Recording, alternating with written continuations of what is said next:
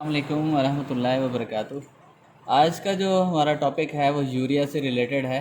और यूरिया का जो मेल्टिंग पॉइंट होता है वो 132.7 डिग्री सेंटीग्रेड होता है और मॉलिक्यूलर वेट इसका 60.5 होता है।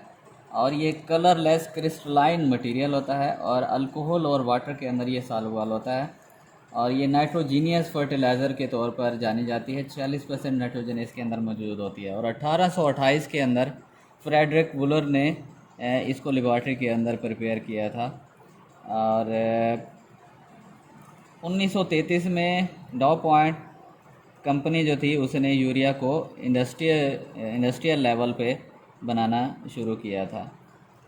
और पाकिस्तान के अंदर मीरपुर, मिथैलो, डैर की, सादकाबाद, हरीपुर हज़ारा, मुल्तान, शेखुपुरा के अंदर जो है ये बनाई जा रही है यूरिया। और पाक अरब फर्टिलाइज़र है मुल्तान के अंदर, तो वो यूरिया बना रही है। अच्छा, इसके फिर रॉ मटेरियल में अमोनिया आ जाता है एक तो, और दूसरा कार्बन डाइऑक्साइड। इसके केमिकल रिएक्शन में देखें तो कार्बन डाइऑक्साइड और अमोनिया आपस में रिएक्ट करके अमोनियम कार्बामेट बनाते हैं। और अमोनियम कार्बामेट को हम टेम्परेचर देते हैं 180 से लेकर 180 डिग्री सेंटीग्रेड से लेकर और 160 एटमॉस्फेरिक प्रेशर जो है उसके ऊपर केजी पर स्क्वायर सेंटीमीटर जो है प्रेशर हम अप्लाई करते हैं। और ये इसमें एक्स्ट्रा वाटर जो है वो एवेपोरेट हो जाता है और वो यूरिया के अंदर कन्वर्ट हो जाती है। मेन स्टेप में सबसे पहले तो यह है कि अमोनिया और कार्बन डाइऑक्साइड आपस में रिएक्ट करते हैं। ऑटोक्लेव वेसल जो है इसके लिए हम इस्तेमाल करते हैं और वहाँ पे टेम्परेचर जो है वो मेंटेन रखा जाता है 180 टू 190 डिग्री सेंटीग्रेड और प्रेशर जो है 1 kg पर स्क्वायर सेंटीमीटर जो है वो रखा जाता है। और जैसे ही का अमोनिया कार्बन डाइऑक्साइड आपस में रिएक्ट करते हैं तो यूरिया और अमोनियम कार्बामेट जो है वो हमारे पास हासिल होता है। और 32% जो है यूरिया इसके अंदर कन्वर्ट होती है 32%। और बाकी अनरिएक्टेड जो अमोनिया और कार्बन डाइऑक्साइड अमोनियम कार्बामेट जो है इसको हम स्ट्रिपिंग सेक्शन में ले जाते हैं। स्ट्रिपिंग सेक्शन में क्या होता है कि हम लिक्विड में से जो अनरिएक्टेड गैसेस वगैरह होती हैं वो सेपरेट करनी होती हैं। यहाँ पे हम टेम्परेचर देते हैं 200 डिग्री सेंटीग्रेड का और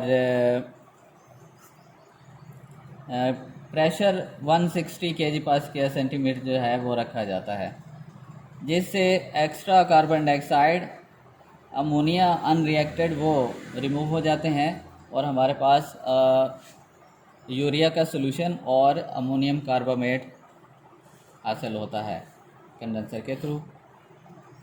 उसके बाद अगला सेक्शन है हमारे पास डिकम्पोजिशन या डिकम्पोजिंग सेक्शन। इसमें हम अमोनियम कार्बामेट जो होता है उसको डिकम्पोज करते हैं, उसकी डिकम्पोजिशन करते हैं और यूरिया की परसेंटेज को हम इंक्रीज़ करते हैं 78% तक। 78% तक इसकी जो कंसंट्रेशन है वो हम बढ़ाते हैं। इसमें दो तरह का रिएक्शन होता है डिकम्पोजिशन का। एक जो है इसमें प्रेशर रिड्यूस किया जाता है, मीडियम प्रेशर डिकम्पोज़र कहलाता है, जिसमें प्रेशर को हम 26 kg पर स्क्वायर सेंटीमीटर तक जो है वो रिड्यूस करते हैं। और फिर है लो प्रेशर डिकम्पोज़र, उसमें हम 5 kg पर स्क्वायर सेंटीमीटर तक जो है प्रेशर को हम कम कर देते हैं और जिससे हमारे पास जो अमोनियम कार्बामेट है वो डिकम्पोज होके यूरिया के अंदर जो है वो कन्वर्ट हो जाता है और 78% तक जो है वो यूरिया हमें हासिल होती है। अब अगला जो सेक्शन है इसमें हम कंसंट्रेशन को बढ़ाएंगे यूरिया की। 78% तक जो हमें यूरिया हासिल हुई है उसको हमने कंसंट्रेट करना है 99.7% तक। और इस पर्पज़ के लिए हम क्या करते हैं कि एवेपोरेटर यूज़ करते हैं। 2 एवेपोरेटर इसके अंदर यूज़ करते हैं और जिसमें वैक्यूम क्रिएट किया जाता है और पहला जो एवापोरेटर है उसमें कंसंट्रेशन जो है 90% तक बढ़ा देते हैं और 120 डिग्री सेंटीग्रेड टेम्परेचर रखा जाता है और प्रेशर इसके अंदर 3 kg/square रखा जाता है, क्योंकि वैक्यूम क्रिएट किया जाता है इस वजह से यहाँ पे। और दूसरा जो एवापोरेटर है उसके अंदर 99.7% तक जो है इसकी कंसंट्रेशन 90 से 99.7% तक उसकी कंसंट्रेशन बढ़ाई जाती है और 120 डिग्री सेंटीग्रेड यहाँ पे भी टेम्परेचर रखा जाता है और प्रेशर जो है कम करके वैक्यूम जो है 0.3 kg/square जो है प्रेशर यहाँ पे रखा जाता है। और इसी तरह से हमारे पास जो अमोनिया है, एक्स्ट्रा वाटर जो है इसके अंदर से एवेपोरेट हो जाता है और अमोनिया कंसनट्रेट होकर हमारे पास 99.7% तक जो है वो हासिल हो जाती है। उसके बाद हमारा अगला सेक्शन है प्रिलिंग ऑफ यूरिया। प्रिलिंग में हम क्या करते हैं कि इसमें एक वर्टिकल टावर यूज़ करते हैं जिसकी लेंथ होती है 200 फीट तक और उसका डायमीटर होता है 20 to 25 फीट तक। और इसमें एक रोटेटिंग बास्केट लगी हुई होती है टॉप पे, जिसमें हमारे पास ये जो कंसंट्रेटेड सॉल्यूशन होता है यूरिया का वो डाला जाता है और उसको हम रोटेट करवाते हैं बकेट को। तो ये जो यूरिया है वो ड्रॉप की सूरत में नीचे गिरता है और जिनका साइज़ 0.5 सेंटीमीटर होता है। नीचे से हम ठंडी और कोल्ड एंड ड्राई एयर हम पास करते हैं जो उन ड्रॉप्स के साथ जैसे टकराती है तो वो ड्राई हो जाते हैं। और इसी तरह से हमारे ये हम काउंटर करंटली पास करते हैं। ऊपर से जो लिक्विड ड्रॉप्स आ रहे होते हैं यूरिया के और नीचे से हम बॉटम से हम पास करते हैं कोल्ड एंड ड्राई एयर। तो इस तरह से हमारे पास जो यूरिया के प्रिल्स हैं वो दानों के अंदर तब्दील हो जाता है। और उसके बाद हम क्या करते हैं कि इसकी पैकिंग और इसको स्टोर कर लेते हैं और मार्केट के लिए सेल आउट के लिए भेज देते हैं। इसमें अब आ जाते हैं इसकी डायग्राम की तरफ कि डायग्राम में क्या हो रहा है।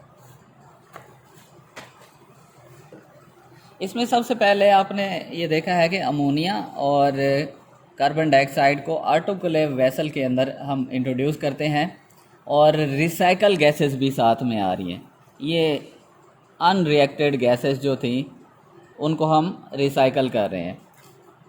रिसाइकल गैसेस यानी अमोनिया प्लस कार्बन डाइऑक्साइड और कार्बन डाइऑक्साइड और अमोनिया जो है ऑटोक्लेव वेसल में बॉटम से हम इंटर करते हैं और वहाँ पे टेम्परेचर रखा जाता है 180 डिग्री सेंटीग्रेड से लेकर 90 डिग्री सेंटीग्रेड तक और प्रेशर 160 kg/square जो है वो रखा जाता है। और यहाँ पे हमारे पास अमोनियम कार्बामेट बनता है और यूरिया और अनरिएक्टेड कार्बन डाइऑक्साइड और अनरिएक्टेड अमोनिया भी इसके अंदर मौजूद होता है। तो आगे हम अनरिएक्टेड जो गैसेस हैं लिक्विड में से जो रिमूव करनी है स्ट्रिपिंग सेक्शन में लेके जाते हैं। स्ट्रिपिंग सेक्शन में हम 200 डिग्री सेंटीग्रेड पर इसको हीटअप करते हैं और प्रेशर जो है 160 kg/square जो है वो रखा जाता है। तो इस तरह से हमारे पास जो अनरिएक्टेड गैसेस हैं अमोनिया प्लस कार्बन डाइऑक्साइड वो रिमूव हो जाते हैं और इनको हम ठंडा कंडेंसर में ले जाते हैं, ठंडा कर लेते हैं और इनको रिसाइकल कर लेते हैं शुरू में ऑटोक्लेव वेसल के अंदर। उसके बाद हमारे पास आ जाता है कि डिकम्पोजिशन करनी है अमोनियम कार्बामेट की, क्योंकि जो यूरिया का सलूशन होता है वो तकरीबन 35% तक यूरिया हमें हासिल होती है शुरू में। तो उसके कंसंट्रेशन को बढ़ाने के लिए पहले हमें डिकम्पोज करना पड़ेगा अमोनियम कार्बामेट को। तो अमोनियम कार्बामेट को हम डिकम्पोज करेंगे। यहाँ पे दो तरह के डिकम्पोज़र इस्तेमाल किए जाते हैं, एक को हम मीडियम डिकम्पोज़र कहते हैं और दूसरे को हम लो प्रेशर डिकम्पोज़र कहते हैं। मीडियम डिकम्पोज़र के अंदर जो है वो यूरिया के अंदर जो है अमोनियम कार्बामेट जो है वो तब्दील हो जाता है। इसमें से जो डिकम्पोज होते हैं कार्बन डाइऑक्साइड और अमोनिया जो है इसके साथ वाटर वेप वो यहाँ से रिमूव होते हैं और कंडेंसर के अंदर हम इनको भेज देते हैं। उसके बाद लो प्रेशर डिकम्पोज़र के अंदर 5 kg/सेंटीमीटर तक प्रेशर को कम किया जाता है और मज़ीद जो अमोनियम कार्बामेट रह गया होता है डिकम्पोज़ करने के लिए तो वो वहाँ पे डिकम्पोज़ हो जाता है और डिकम्पोज़र जो गैसेस होती हैं अमोनिया कार्बन डाइऑक्साइड वो हम लो प्रेशर कंडेंसर के अंदर ले जाते हैं। कंडेंस करके उन गैसेस को दोबारा से ऑटोक्लेव वेसल के अंदर हम ले जाते हैं। यहाँ पे हमारे पास 78% तक डिकम्पोज़र के अंदर में यूरिया हासिल हो जाती है कंसनट्रेटेड, और इसकी कंसंट्रेशन को बढ़ाने के लिए हम 2 एवेपोरेटर यूज़ करते हैं। एक में हमारे पास 90% तक कंसंट्रेशन हासिल होती है और दूसरे में हमें 99.7% तक जो है वो यूरिया कंसंट्रेटेड हमें हासिल होती है। वैक्यूम क्रिएट करते हैं और इसमें एक्स्ट्रा वाटर वगैरह जो होता है वो यहाँ से रिमूव हो जाता है और हमारा जो यूरिया है वो 99.7% तक कंसंट्रेट हो जाता है। प्रिलिंग फिर इनको हमने दानेदार बनाना है, दानों के अंदर तब्दील करना है प्रिल्स के अंदर। तो प्रिलिंग टावर जो है उसके 200 फीट तक लेंथ होती है लंबाई और उसका डाया जो है 20 से 25 फीट तक होता है और इसके टॉप पे बकेट लगी हुई होती है जिसको हम मोटर के साथ उसको रोटेट करते हैं। मैकेनिकल सिस्टम लगा होता है।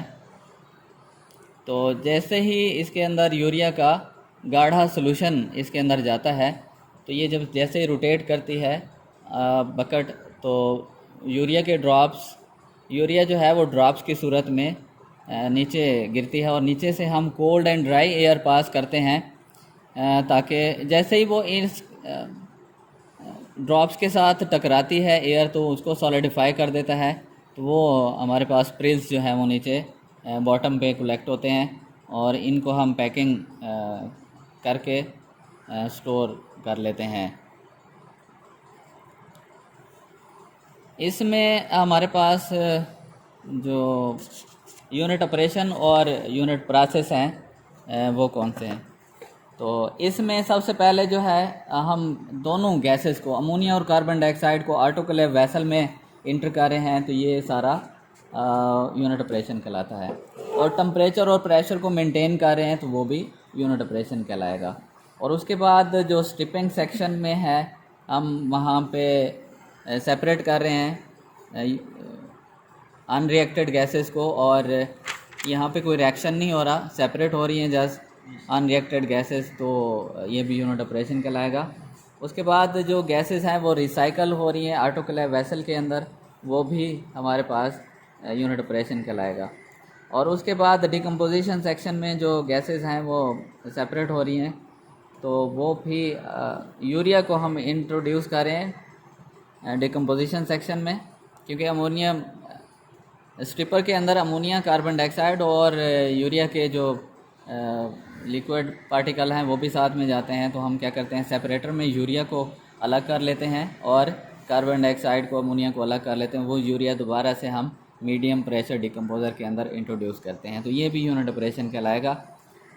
उसके बाद एवेपोरेशन जो है वो भी यूनिट ऑपरेशन, कंसनट्रेट कर रहे हैं यूरिया सोल्यूशन को तो एवेपोरेटर हम यूज़ कर रहे हैं तो ये भी यूनिट ऑपरेशन कहलाते हैं।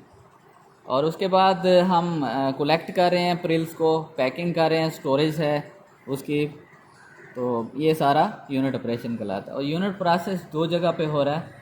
एक तो ये है कि हमारे पास अमोनियम कार्बामेट बन रहा है, अमोनिया प्लस कार्बन डाइऑक्साइड आपस में रिएक्ट करके अमोनियम कार्बामेट बन रहा है।